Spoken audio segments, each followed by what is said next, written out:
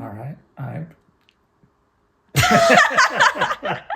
See the pressure. All right. Introduce ourselves. Growing up, I lived in an ideal home with two loving parents. The home they built was always filled with laughter and fun. The relationship was one that I wanted to model after. My mom, Joy, and my dad, Chuck, met in high school. The family they built did not come without challenges, and their relationship had to overcome hardships unique to them.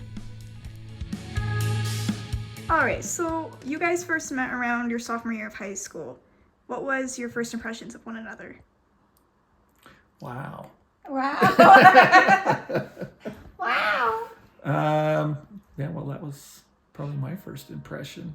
But yeah, we were sophomores. My memory is that we met after some kind of sporting event at high school. We stuck around afterwards, hung out with friends, sat and talked at the top of some bleachers.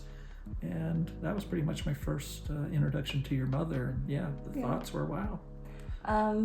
Yeah, I thought he was very attractive, a good-looking young man, but there was a level of arrogance that he carried with himself. Maybe it was confidence, and you could tell that he was from a wealthier family, and I liked him, but there was a part of me that wanted to bring him low. Wanted to humble me. Humble you. My mom faced many trials from when she was young and when she first met my dad. She watched her family deal with substance abuse and mental health problems, yet she never let these circumstances hold her back.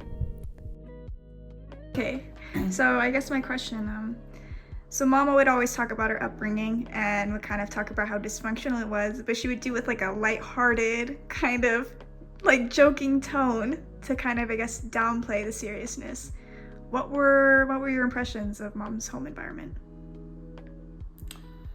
Well, I mean, my home environment shaped my view of her home environment. I grew up in a home where my mom was obsessively, constantly changing the house. New carpet, new paint, new furniture all the time. And then when I went over to your mother's house for the first time, I walked in. It was a very small home. It was run down. The furniture was old and used. It wasn't a dirty home, but it definitely stood out as different than where I was from. And another thing that stood out was that the house felt full. There were so many children, siblings running around in the house, little bit of level of chaos. Versus my home, it was larger, fewer siblings, more quiet. Yeah. I hadn't gone to Chuck's home before. He'd come to mine a couple of times, and my house is like the one I grew up in was half, not even half the size of the home he grew up in. He had a swimming pool. They were in an affluent neighborhood. They had 4 people in their home, and we had 11 in our home. My father had been in a car accident and was permanently disabled because of the accident. And so we were really getting by. It was a chaotic, poverty-stricken environment. You both said that you grew up in very different home environments. How do you feel that shaped your relationship, especially from when you were young?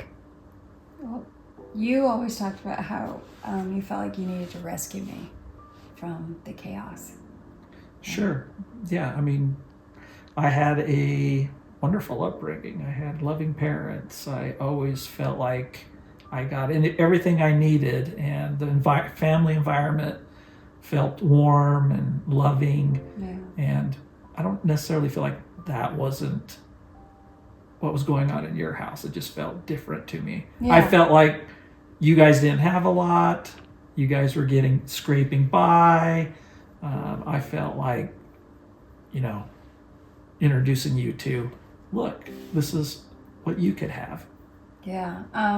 His home was a refuge. It was a peaceful place. It was a place of order. It was a place of love. It was a place of quiet. It was a thoughtful, loving environment, and it was something that I found very difficult to relate to. As a matter of fact, the first Christmas I spent with his family, I started to laugh because I thought it was a show. I thought they were pretending. And I was amazed to find out that it was real, that the love was real. My parents told me what they had learned through their families and their relationship. Ultimately, empathy, understanding, and awareness of our privileges are what they wanted their children to learn. My father once told me that while he felt the need to save my mom, at the end of the day, she saved him. I interpreted that she gave him the same values she's instilled in her children. That being not only the importance of understanding our privileges, but also valuing the good and the bad in our lives and appreciating the ways in which they can shape us.